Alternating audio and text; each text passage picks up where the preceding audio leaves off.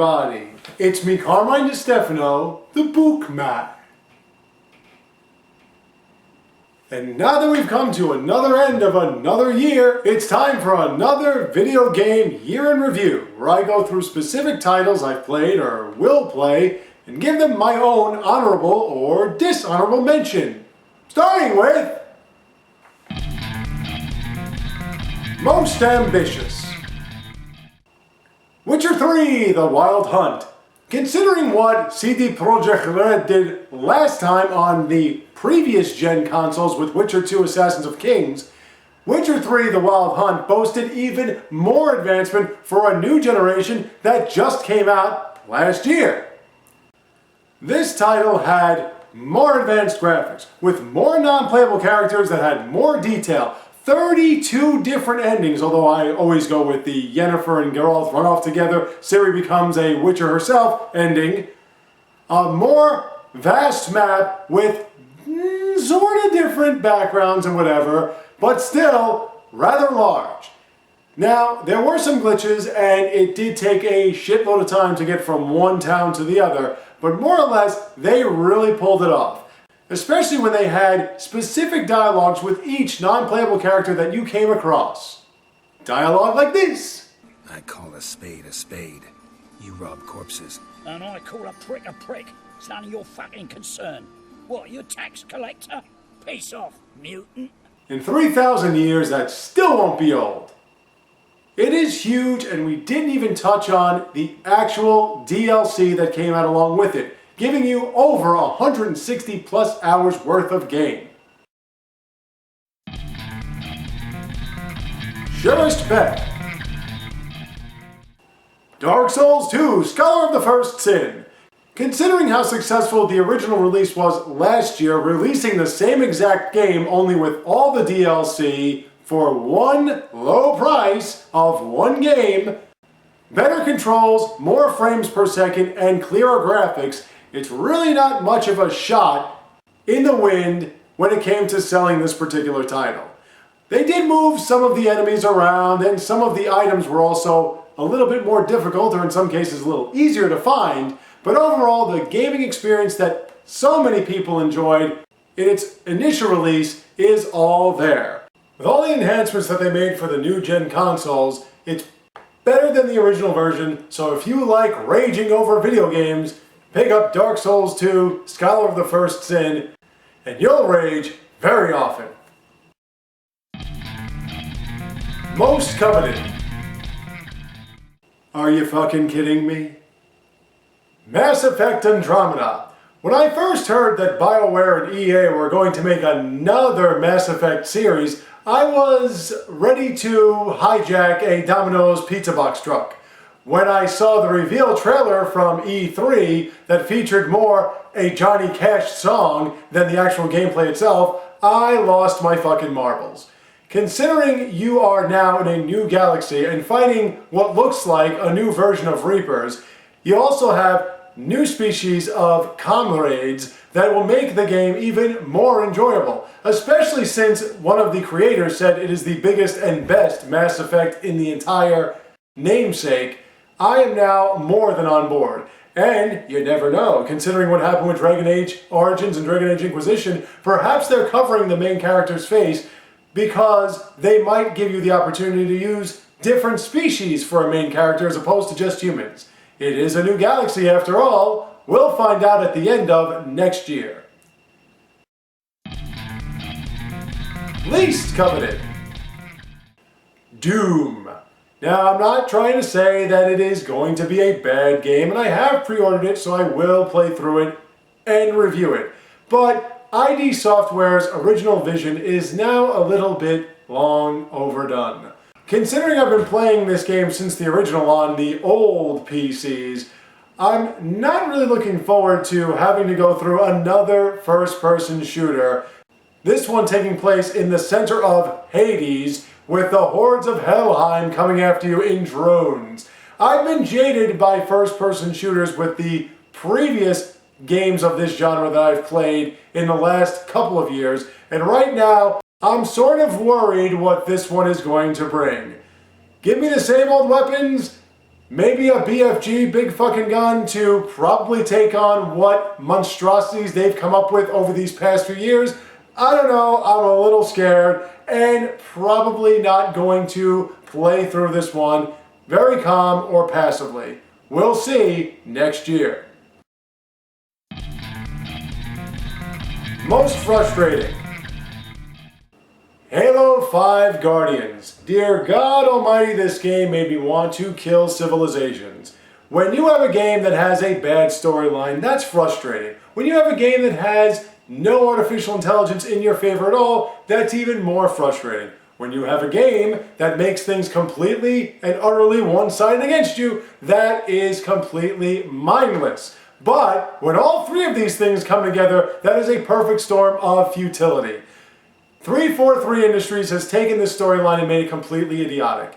Considering there was really only one aspect of these games that I found to be a little bit enjoyable, being the relationship between Master Chief and Cortana, now they're turning it into Master Chief trying to destroy Cortana, who has become your typical saving life in the universe by destroying it all artificial intelligence. Speaking of AI, the comrades that you bring to the party, their artificial intelligence is fucking pathetic. In most cases, they will tell you to do something, only not to do what they're telling you to do. And they're never there in the harder, more difficult, later areas to heal you as often as they are when you really don't need it.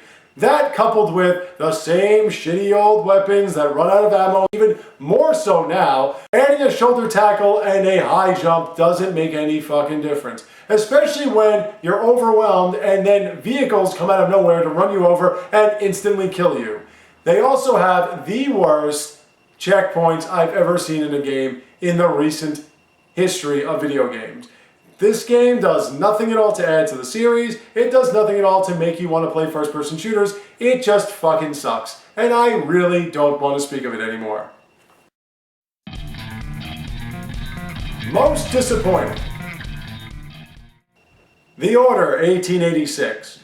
When I first saw the reveal of this game, I was starting to think about buying a new gen console, especially the PS4.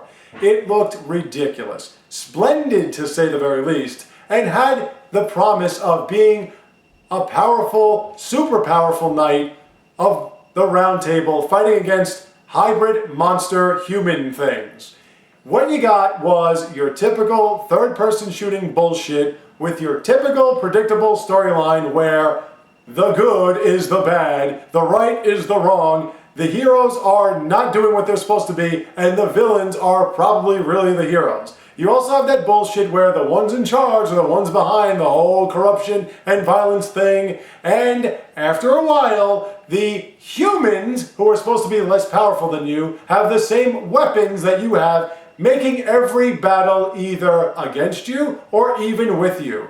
That's bullshit. Especially since there was a promise of a new type of fighting style in a third-person shooter, being you against these werewolf-type creatures, or even more types of creatures, and your advanced weaponry was going to be something cutting-edge from 1886, and instead became, once again, you against evenly matched enemies that are humans with the same weapons you have. There are only four, count them, 4 battles against werewolf-type creatures. 1 against an Elder One, 1 against the final boss Elder One, no explanation as to what the Elder One is, no real tense romance between 2 of the main characters, nothing that was promised at all came through in this game. Sony and Santa Monica Studios should be ashamed of themselves with what they produced. Most pleasant surprise. Rise of the Tomb Raider. I'm not going to try to tell you that I thought this game was going to be bad or even mediocre. I had an excellent time playing through the first reboot of the Lara Croft series. I couldn't wait to play this one. What I got was a fucking roller coaster ride. I have no idea what the hell I played, and I loved every second of it. This one really gave you an idea of her connection with her father, really gave you a sense of what happened with her father, gave you a new enemy called Trinity that doesn't look like it's going away anytime soon, and made her so fucking super powerful, it is ridiculous. At this point, Lara Croft is superhuman. She can make a tomato can into a shrapnel bomb. She can turn arrows into grenade arrows. Granted, the death-defying falls of hers are getting a little bit out of hand now, but be that as it may, this woman is ridiculous to play as. And considering how she can mow down immortal knights as well as mortal guys with armor and guns and what have you, there's no question the end game was going to be idiotic. And it was, in a very exciting sense. Fighting against the helicopter, idiotic, but in an exciting sense. I do love where they're going with the storyline, however, the end reveal of sorts is kind of making me shaky. Be that as it may, this looks like an excellent, excellent series that is going to make you forget about the polygonal cunt that we once were playing as and trying to get off on. This is Lara Croft at her best, and God Almighty, that's saying something. And finally, the game of the year 2015 is Xenoblade Chronicles X. End of story, end of paragraph, end of chapter. See you later. Thanks for playing. Try again next year. Xenoblade Chronicles X is a fucking joke. The game is tremendous to the point where you have no idea what you're going to do with yourself, and finding out what you can do with yourself is almost as fun as getting to your next point. The storyline is simple, which is saying something for a Xeno game made by Monolith Soft. The characters are all likable. There is not one person in here that is goofy, idiotic comic relief with no redeemable qualities. That includes Tatsu. The battle schematic is great for a role-playing game, especially one that is this involved with this much micromanaging. But the micromanaging is not that bad at all, and main quests and side quests are fun to engage in. Going through these 5 different continents is almost breathtaking, considering how they are so diverse, even when they just connect from one to the other. How one has just pretty much clear skies and whatever, maybe some rain here and there. The other has these electrical storms that can deplete your health. Another one has this fog that you can't see through. All these different builds of different areas really give life to a planet that does not exist. All the different characters, an opportunity to bring more squad members into your crew. All of these different subquests and all of these different people that you meet make this game so enjoyable, and you never know what's going to happen next. You have so many options for your character. You have so many ways you can build your party. You have so many affinity missions that you can utilize to gain more affinity with your crewmates of all different sorts. It's not just you, Elma, and Lynn. You can play a whole game without either Elma or Lynn. The game is so diverse, which gives you a million different ways to play through and so much motivation to keep coming back for more, which I will, especially on Twitch, but that will be for a later time. And that has been 2015's Year in Review. Thank you all for watching. I have more for you soon to come, so stay tuned, take care. Have a great day, and a Happy New Year!